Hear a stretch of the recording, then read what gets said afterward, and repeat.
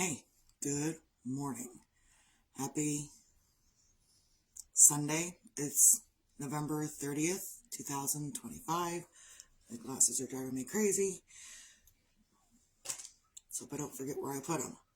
Cheers. So these are the things that I normally do. If there are people that are new that are watching this, these are the things that I normally do on an everyday basis. Like I get up and I make sure I do these videos because there are people out there that are struggling with life. Currently, right now, I am struggling with life. A lot. Emotionally, financially, everything, And, I feel like it's important to help people through it and to let them know they're not alone. And, we're all trying to get these things done together. We're all working together, or we should be, we could be. There's a whole lot of stuff going on in the world. And a lot of times we don't know how to handle it. We don't handle it well.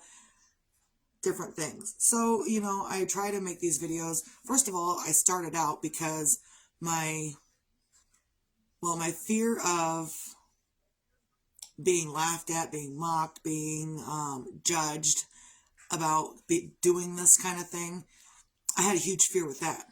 But the need to get information out to others was more than my fear of being looked at, laughed at, and judged.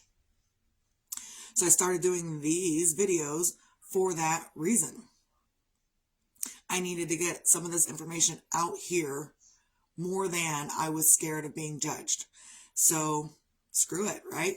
And as I'm getting older, I realize, you know what? Nothing else matters. Isn't there a song?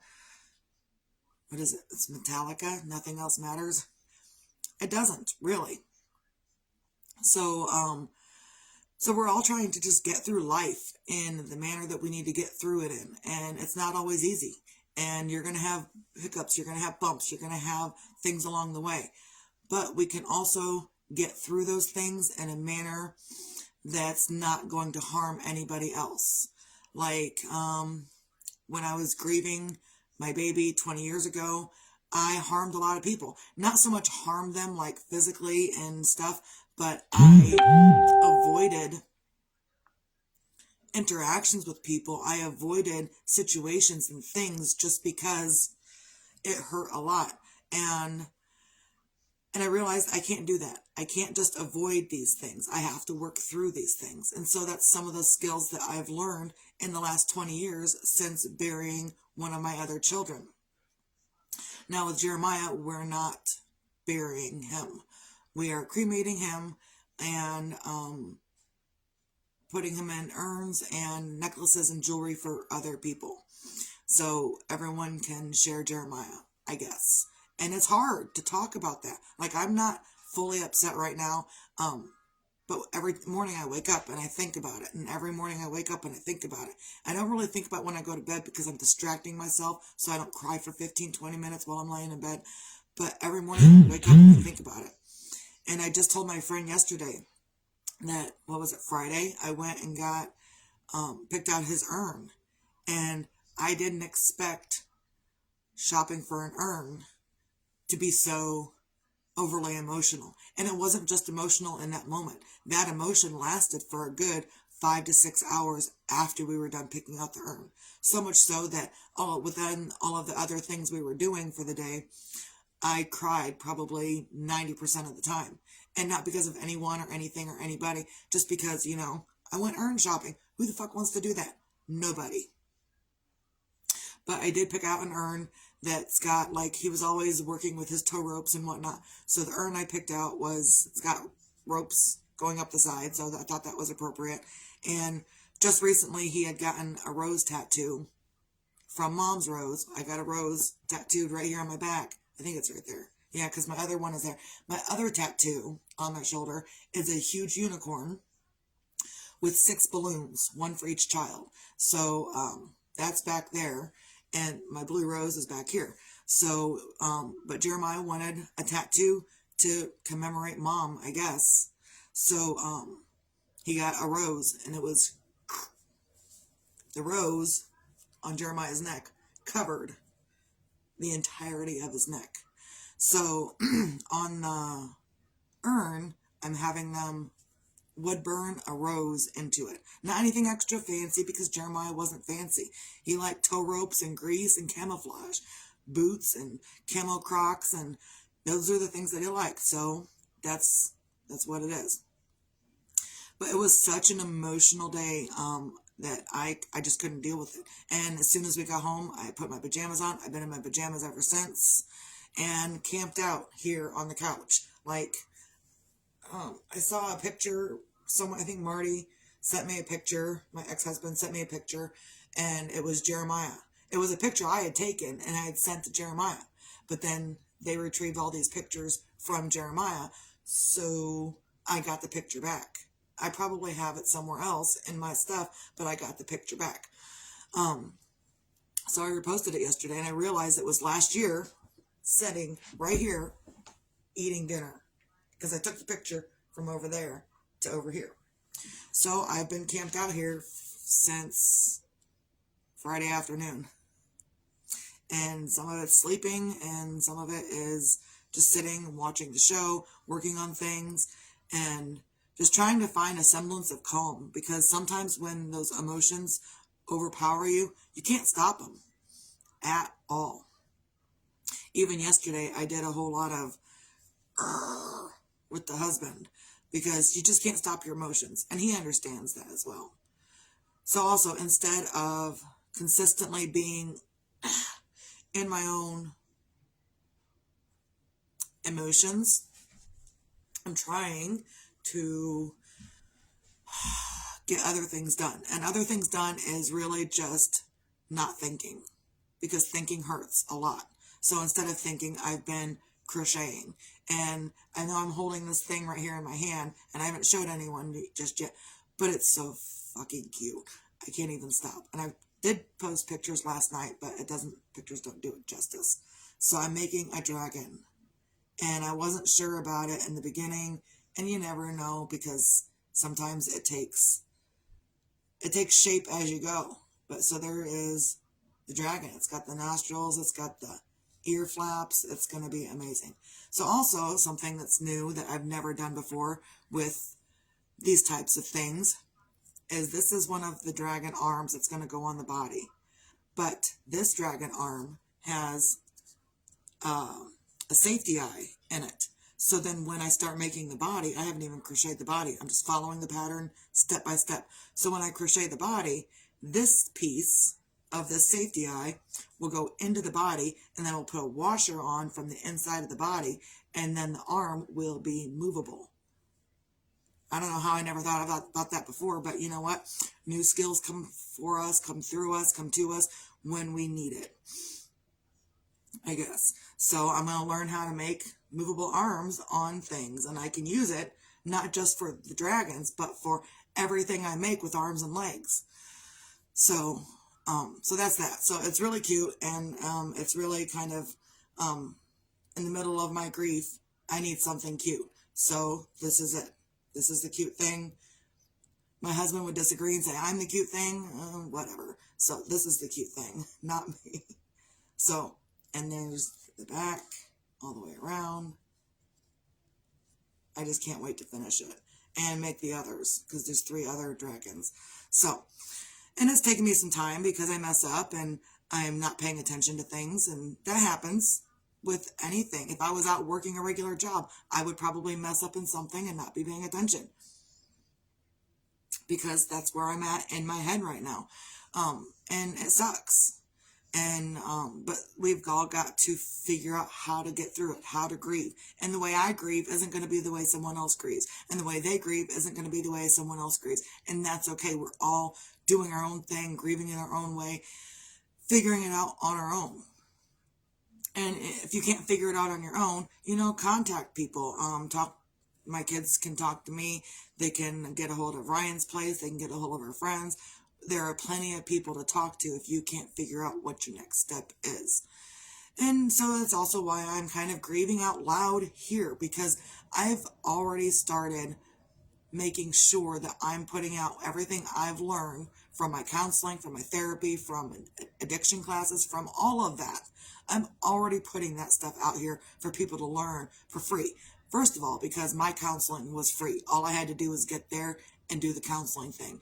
My friend graciously referred me to this counseling place, and the church that he donates money to paid for my counseling. And so in turn, I can also refer people to this counseling and even use my counselor because she's so amazing. And in the beginning, I didn't think she was amazing, but it turns out she is. Um, but yeah, I can recommend others to go and get counseling, and you don't have to pay for it. All you have to do is get there and do the work. And I kind of want to put a disclaimer out there, because just because you go to counseling doesn't mean it's going to work. Your counselor, your therapist, your people, they're going to give you things to do to help you work on this thing yourself. And it's ultimately up to you whether you want to do those things that the counselor's giving you to do. First couple of sessions, I went into this therapist, and she gives me a book of positive affirmations and a book on boundaries and a book on, other things, and gives me assignments. I'm here to help, for you to help me figure out why I'm going crazy, and you're giving me assignments? Yes, she gave me assignments. She said, in this book of positive affirmations, she says, go through and write down. I said, I don't know who you are, lady, but positive affirmations don't work for me. And turns out they do. You just got to put the work in yourself. And what else was it? The book on boundaries. She gave me the book on boundaries. Now, I could have said, you know what, this is horseshit and I'm not doing it. But then also, I'm there to get help. I'm there to figure out why I am the way I am, why I'm so pissed off at the world all the time. And so I am the one that had to read the book on boundaries and learning how to set boundaries, keep boundaries. And people, when you start making boundaries, people are going to think, whoa, what's wrong with me that this person isn't doing this anymore? No, but we all need boundaries in our lives. So when you start going to therapy and doing these things, your therapist, your counselor, your people, they're going to give you assignments and give you things to start working on your shadow with, and start working, from the inside with, and start working with your own mind. They can give you all the tools in the world, all of the tools, and it's not going to work until you actually use the tools. You have to use tools that they are providing to you. And again, one of the other ones was journaling. That was probably the first thing that my therapist told me, was to start journaling. Doesn't matter if you write 5 minutes, if you write for 1 minute, if you write today was shit in your journal, doesn't matter. You can be today was shit and that's the only thing, or you can write a 4-page dissertation on your life for the day, whichever one you choose. It doesn't have to be anything for anyone. It's your feelings. So if you feel like today was shit and that's all you can write, and then you close the book and put it away and go do something else, then that's it. That's a journal entry. If you're like, well, let me tell you about today. You know what happens when you write in a journal? It doesn't yell at you. It doesn't scream at you. It doesn't give you bad advice, and it doesn't call you names. It listens. So if you feel like you have no one else to listen to whatever it is you got to say, put it in a journal, because the journal will just listen. That is its purpose, to listen only. Again, not going to give you bad advice, not going to tell you you're stupid and call you names, and it's not going to scream at you and tell you, I can't believe you think that. I can't believe you feel that. Why do you feel that? It doesn't do that. It just listens. So it doesn't validate anything, but it listens excessively. So yeah, if you feel like you can't talk to people, or if going to a therapist or going somewhere is too hard, then begin with a journal, just a piece of paper and a pen or a pencil. That's probably the most proficient way. You can use the notepad on your phone. It's better help when you can write it out, like physically write it out. If you're going to type it out, fine, great, whatever. I mean, that's still a form, but you're going to get a better benefit out of it if you're actually physically writing it out. And then it could be just a single sheet of paper, and you don't want anyone else to see what's on it. Take it outside, set it on fire. It's okay. You can do that. Set it on fire in a safe manner. It's not going to cause, disruption somewhere else. Like, don't catch your house on fire just because you set your journal entry on fire. Don't do that. But I mean, like, even around here right now, we've got excessive snow. You could probably set it on fire and let it fly, and it's not going to hurt anything because there's excessive snow everywhere. But don't do that in the summer because you could catch things on fire that way. So do it safely. If you're going to take your journal entry outside and burn it up so no one can see what you wrote, then do it safely. So, and you can even like take a big pot, like a big metal pot, stick outside, put the piece of paper in it, and light it on fire there. Let it be in a safe, contained area. So I'm a little bit better this morning. I still woke up, thinking about Jeremiah and thinking about everything and thinking and thinking and thinking. And I'm always thinking.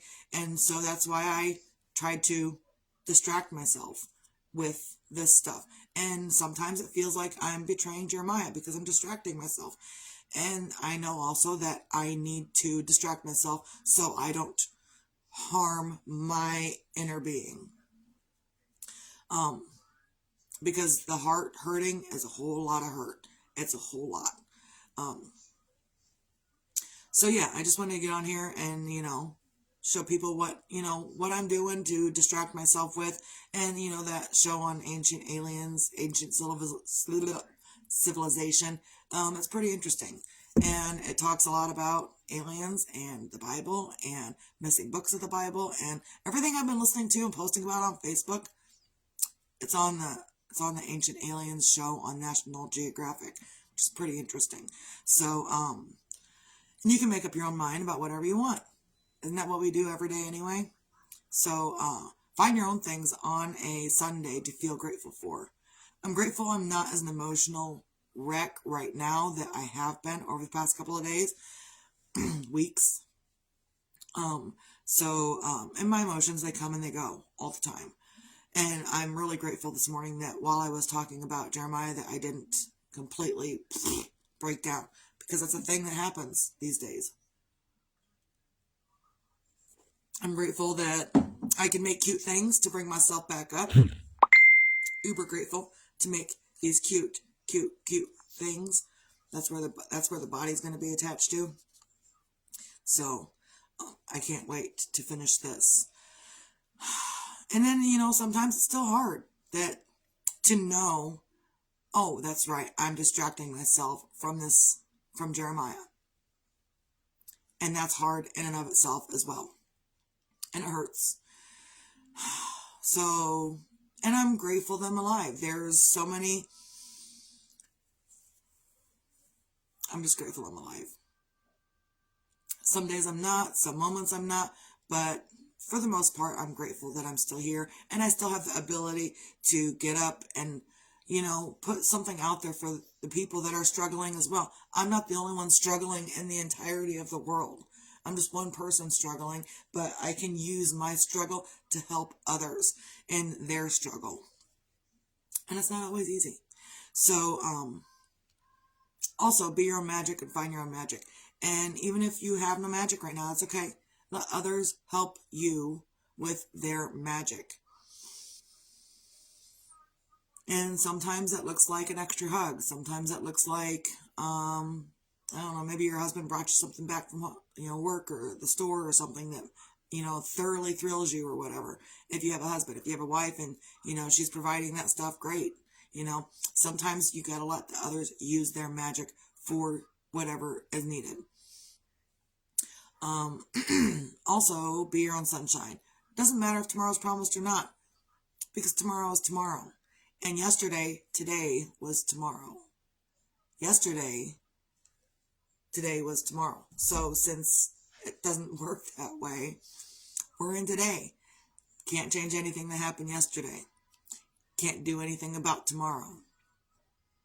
So since you can't do anything about tomorrow and you can't change anything that happened yesterday, the only thing you have control over is right now, right in front of you. You don't even have control over the next 5 minutes because anything can happen in the next 5 minutes. You have no control over that. The only thing you have control over is right now, here in this moment, and making the decisions that you're making.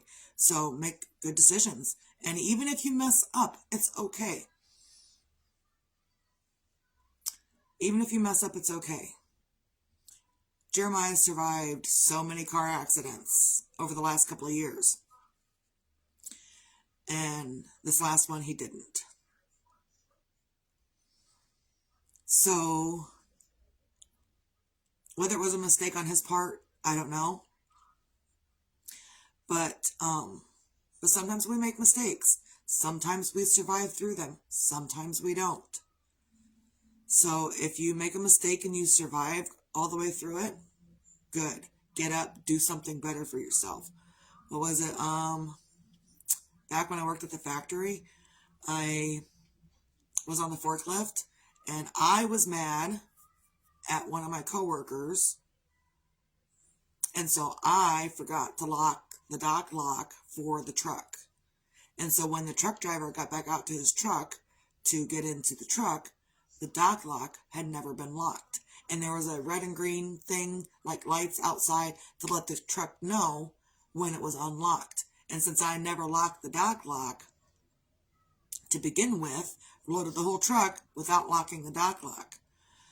And so he gets back out to his truck, and he starts pulling away, and I end up in my forklift on the edge of the dock plate.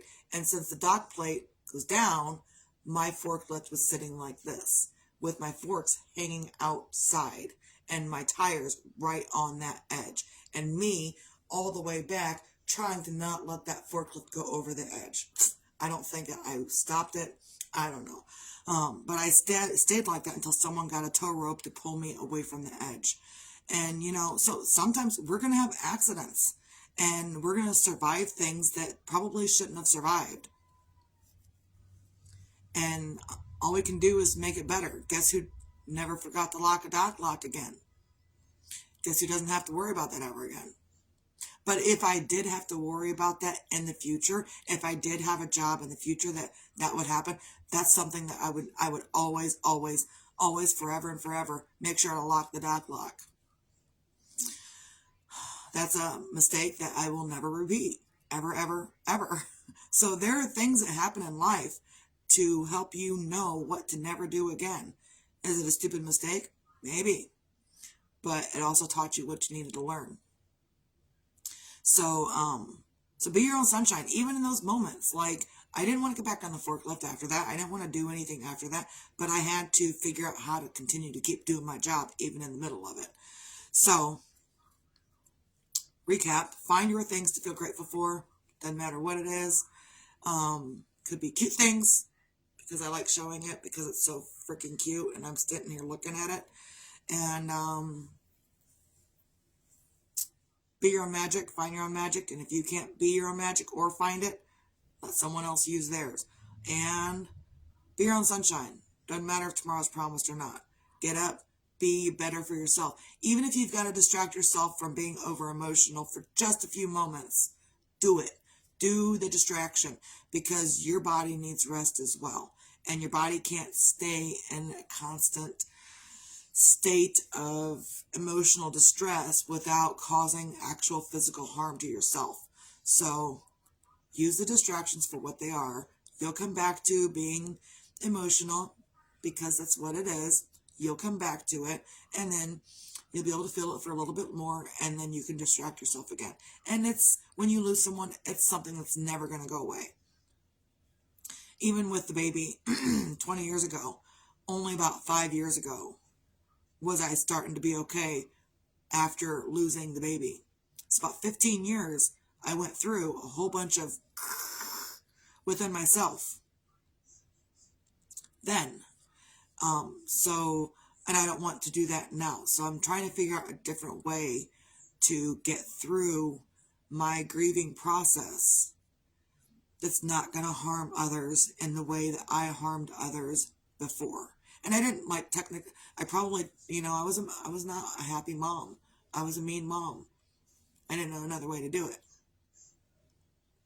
But also, I've learned that I don't have to be all that way anymore. I can do things differently. We can all do things differently. So, do what you can on a Sunday to just be okay. If you can't be okay, take a nap. Even if you just woke up, take a nap. And if you got to be out and about, out there in the snow. If you're in northern Indiana, which is where I'm at, please be careful while you're out there. The snow is heavy, it's excessive, there's a lot of it, and I just pray for people to be safe. So that's all I got. I hope everyone can have a great day and be safe out there. Misty out.